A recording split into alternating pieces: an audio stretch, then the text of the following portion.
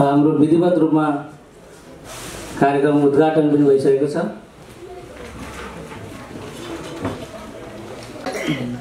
दिन सक्ने हैसियतमा पुर्याउने कार्यमा सञ्चालक समिति सधैँ क्रियाशील रहेको छ। यस अभियानमा हामी सञ्चालक समितिका पदाधिकारीहरू सधैँ प्रतिबद्ध रहेका छौँ। साना साना बचत रकमहरूलाई एकत्रित गरी सदस्यहरू बीचमा नै लगानी गर्दै धेरैभन्दा धेरै आर्थिक प्रतिफल प्रदान गर्न संस्थामा प्राप्त भएको बचत र लगानी गरिएको ऋणलाई व्यवस्थित गरी सन्तुलन कायम गर्ने कार्य चुनौतीपूर्ण रहन्छ। त्यस्तै अर्कोतर्फ सरकारले निर्धारण गरेका सहकारी नीति ऐन नियम निर्देशिकालाई पालना गर्दै संस्थालाई गतिशील रूपमा बढाउन अझ बढी परिष्कृत, पारदर्शी र फराकिलो बनाई संस्थाको आर्थिक कारोबारलाई दिगो रूपमा विकसित गर्दै लैजाने दिशातर्फ हामी सबै अग्रसर रहेका छौँ। साथै उक्त कार्यमा मौजूदा कार्य समिति दृढ सम्पर्कका साथ क्रियाशील रहेको बेहोरा यस सभा समक्ष जानकारी गराउन चाहन्छु। संस्थाको पुँजीलाई वृद्धि गर्दै लैजाने र लगानीको क्षेत्रलाई सुनिश्चित बनाई शेयर सदस्यहरूलाई अधिकतम प्रतिफल दिन समय सापेक्ष विभिन्न योजनाहरूलाई कार्यान्वयन गर्नुपर्ने आवश्यकता महसुस गरिएको हुँदा त्यसलाई प्राथमिकता दिने नीति लिएको छ। साथै यस कार्यमा सम्पूर्ण शेयर सदस्यज्यूहरूको सकारात्मक सहयोग हुने नै छ भन्ने पूर्ण विश्वास लिएका छौँ।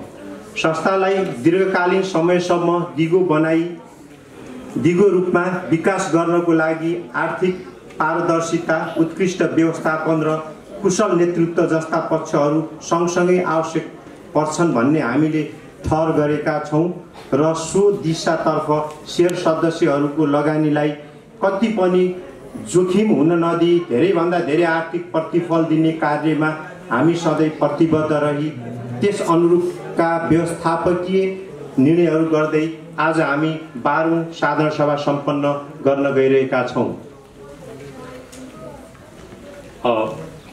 आदरणीय शेयर सदस्यज्यूहरू, आर्थिक वर्ष 2075-76 को आषाढ मसान्तसम्म यस संस्थाले गरेका आर्थिक कारोबारको समष्टि विवरण निम्न अनुसार प्रस्तुत गरेको छु। कुल शेयर सदस्य संख्या 324 जना, जसमा महिला 152 जना हुनुहुन्छ र पुरुषको संख्या 172 जना रहेको छ।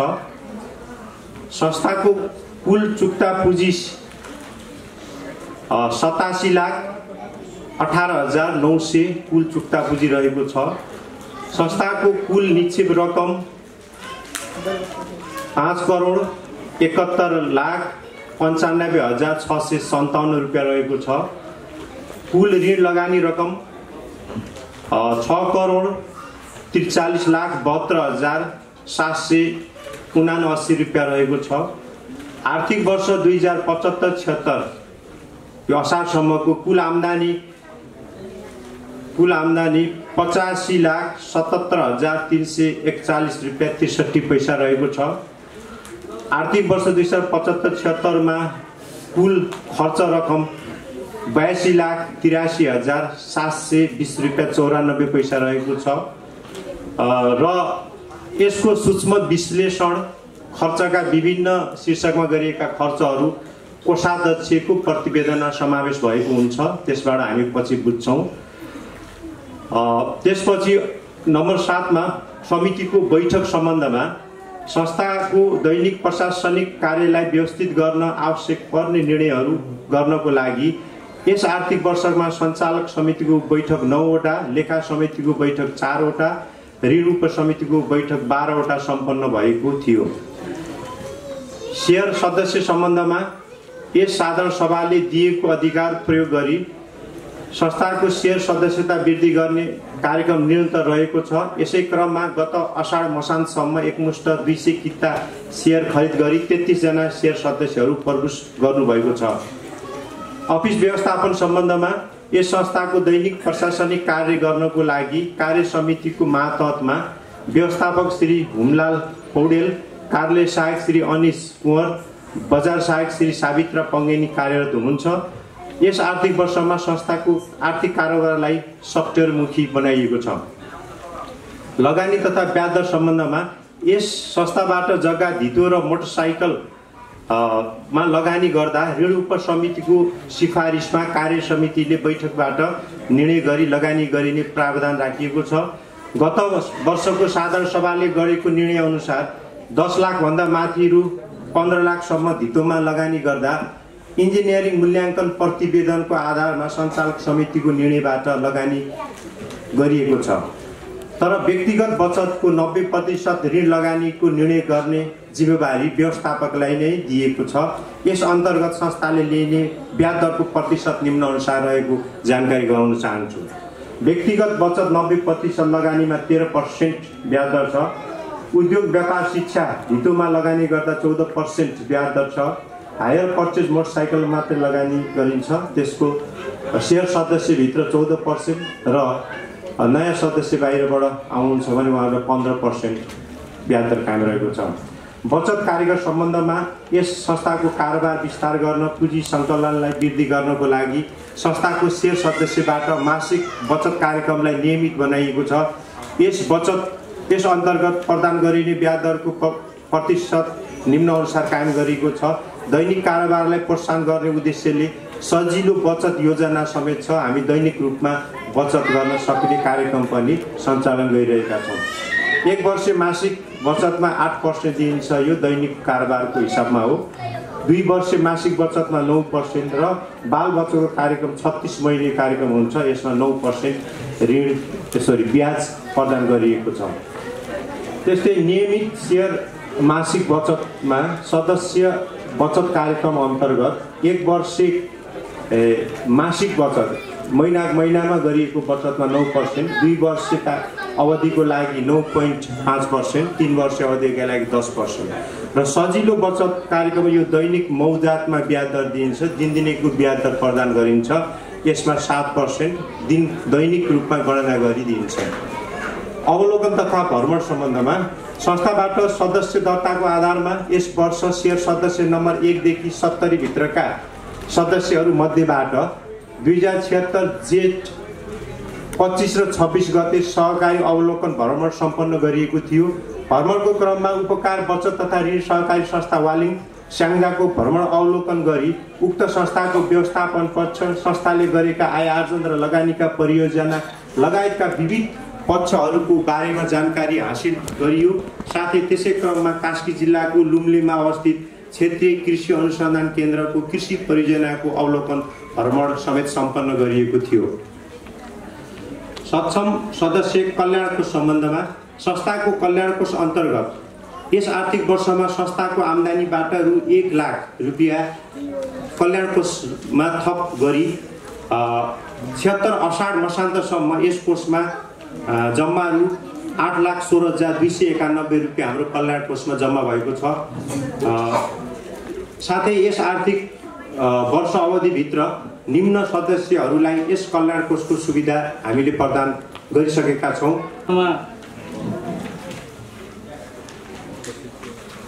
यस संस्थाको लेखा समिति संयोजक श्री हिमालय पौडेलज्यूले लेखा समितिको प्रतिवेदन प्रस्तुत गर्नको लागि म हार्दिक अनुरोध गर्दछु।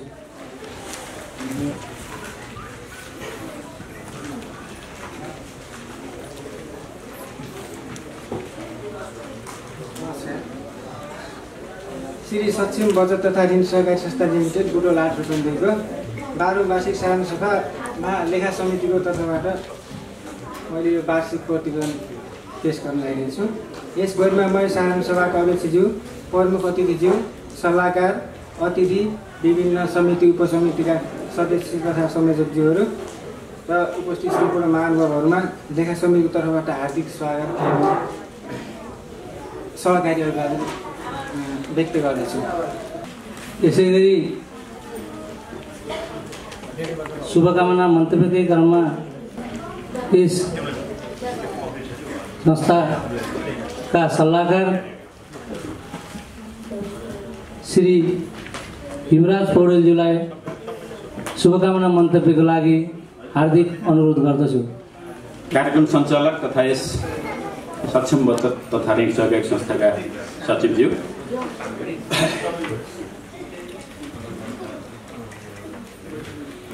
यस सभाका अध्यक्ष तथा सक्षम सहकारी संस्थाका अध्यक्षज्यू, प्रमुख अतिथिज्यू तथा यहाँ उपस्थित सम्पूर्ण शेयर सदस्यज्यू र अन्य उपस्थित हुनुभएका महानुभावहरू,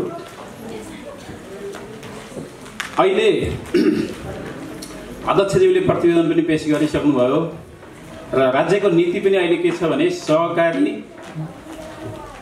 यो अर्थव्यवस्थाका 3टा पिल्लर भन्छ, एउटा सरकारी, एउटा सहकारी, एउटा निजी।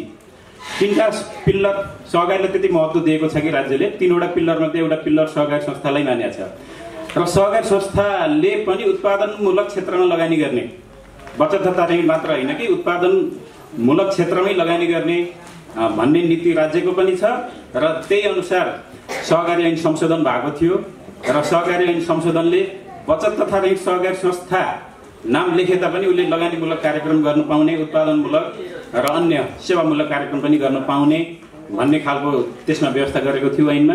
त्यही अनुसार यहाँ संशोधन प्रस्ताव पनि अध्यक्षज्यूको प्रस्तावमा देखियो र हामीले पनि त्यस्तो केही प्रस्ताव भयो भने त्यस्तो लगानी गर्न सक्छौँ। धन्यवाद कार्यक्रम सञ्चालकज्यू।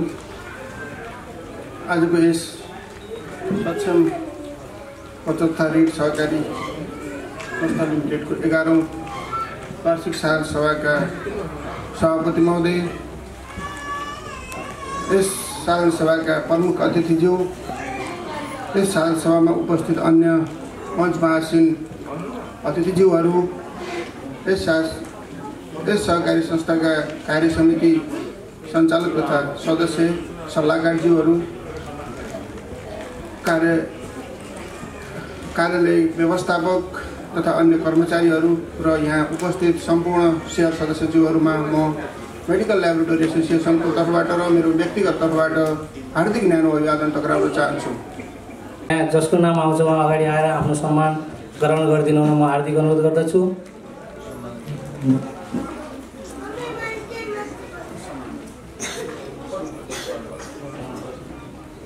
मैले यो भाषा पढेर सुनाउन चाहन्छु यहाँहरूलाई। श्री सक्षम बचत तथा ऋण सहकारी संस्था बुटवल 8 रूपन्देही सम्मान पत्र। यस श्री सक्षम बचत तथा ऋण सहकारी संस्था लिमिटेड रूपन्देहीको आवाज 2075-76 मा नियमित बचततर्फ उत्कृष्ट बचतकर्ता छनौट हुनुभएकोमा सोको उच्च मूल्याङ्कन गर्दै यस संस्थाको 12औं वार्षिक साधारण सभामा शेयर सदस्य तपाईँ श्री सावित्री पौडेललाई यो सम्मान पत्र प्रदान गरिएको छ। मिति 2076 मङ्सिर 28 गते शनिबार भनेर यहाँ लेखिएको छ। कृपया सावित्री पौडेलज्यू आई आफ्नो सम्मान ग्रहण गरिदिनु हुन हार्दिक अनुरोध गर्दै यो सम्मान आजका प्रमुख अतिथिज्यूले सम्मान उहाँलाई प्रदान गरिदिनु हुन हार्दिक अनुरोध गर्दछु।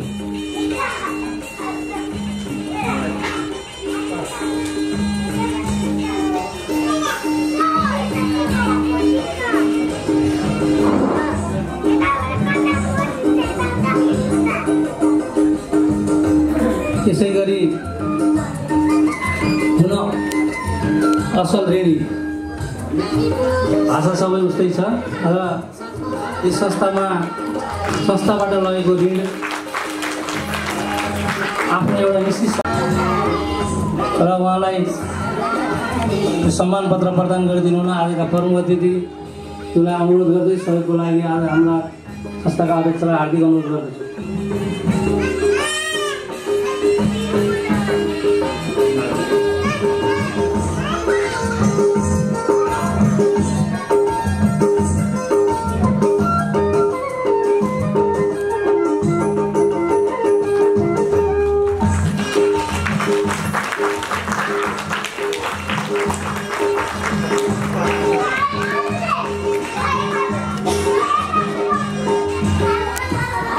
फेरि पनि यहाँको अन्य शेयर सदस्यहरू पनि आओस् भन्ने शुभकामना दिन चाहन्छु र यसै गरी म यसपछि शुभकामना मन्तव्यलाई जोड्न चाहे र आफ्ना केही शुभकामना मन्तव्य राखिदिनु हुन आजका अतिथि श्री टेकराज भट्टराईज्यूलाई आफ्ना शुभकामना मन्तव्य राखिदिनु म हार्दिक अनुरोध गर्दछु। अभिवादन छ। आज यस सक्षम सहकारीको वार्षिक साधारण सभा कार्यक्रमका अध्यक्षज्यू, प्रमुख अतिथि, यसै बुटवल उपमहानगरपालिकाका सहकारी शाखा हेर्ने प्रमुखज्यू, त्यस्तै गरी ड्यासमा रहनुभएका सम्पूर्ण अतिथिज्यूहरू, सल्लाहकारज्यूहरू, कार्यसमितिका पदाधिकारीज्यूहरू र लगायत सम्पूर्ण सेयर सदस्य महानुभावहरू, अवश्य पनि हामी यो सहकारी स्थापनाको सुरुवात सँगसँगै एउटा विशाल सहकारीको रूपमा, एउटा चाहिँ ठुलो सहकारीको रूपमा हामी विकसित भइसकेका छौँ र 324 जना हामी सेयर सदस्य भएका छौँ। हिजो 25 जनाबाट सुरुवात गरेको यो सहकारी यहाँसम्म आइपुग्दा धेरै उतार चढावहरू पनि पार गरेको छ र यस सञ्चालक समितिलाई अलिकति धन्यवाद दिनै पर्ने हुन्छ। यो सञ्चालक समिति आइसके पश्चात निश्चित रूपमा यो सहकारीलाई अलिकति एउटा नेताजीले भन्ने गर्नुहुन्थ्यो कि सर्पको जस्तो होइन, भ्याउताको जस्तो प्राय भने जस्तै अलिकति राम्रोसँग अगाडि बढिरहेको कुरा यसको प्रतिवेदनबाट पनि देख्न सकिन्छ र हाम्रो 1 वर्षमा झन्डै 1 करोडको ट्रान्जेक्सन वृद्धि भएको छ र लगानी वृद्धि भएको छ। सँगसँगै हाम्रो सम्पत्ति वृद्धि भएको देखिन्छ। अब यसै गरी म थोरै सम्मान कार्यक्रमलाई जोड्न गएँ।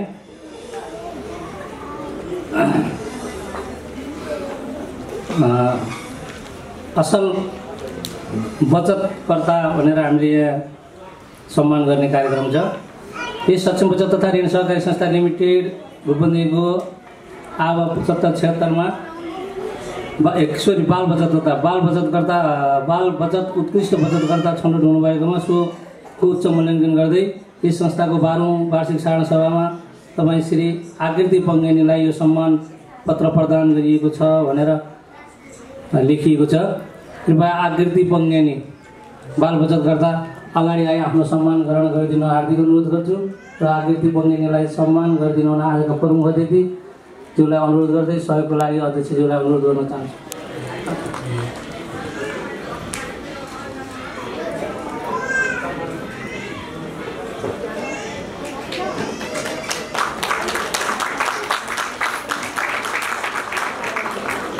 हाम्रो यो दैनिक बचतमा नियमित रूपमा बचत गर्ने बचतकर्तालाई पनि हामी सम्मान गर्ने कार्यक्रम राखेका छौँ र यसै दैनिक बचतकर्ता श्री कृष्ण प्रसाद श्रेष्ठज्यूलाई आफ्नो सम्मान ग्रहण गर्नलाई हार्दिक अनुरोध गर्दै कृष्ण प्रसाद श्रेष्ठ सम्मान ग्रहण गर्दै सम्मान गरिदिनु हुन आजका प्रमुख अतिथिज्यूलाई हार्दिक अनुरोध गर्दछु।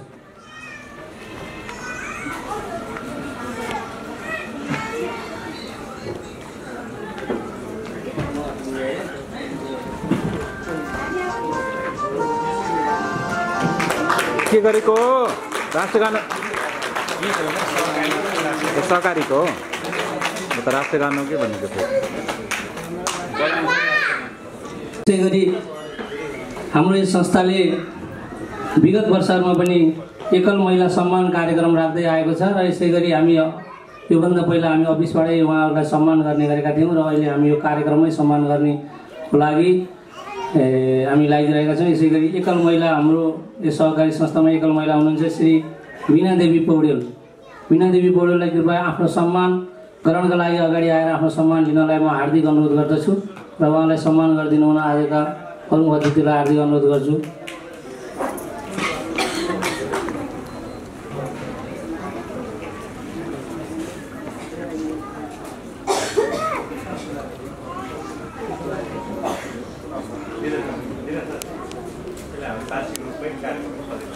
यसलाई हामी वार्षिक रूपमा यो कार्यक्रम गराएका छौँ। उहाँहरूलाई वार्षिक रूपमा दिइने कार्यक्रम हो यो। त्यसरी बुझिदिनु।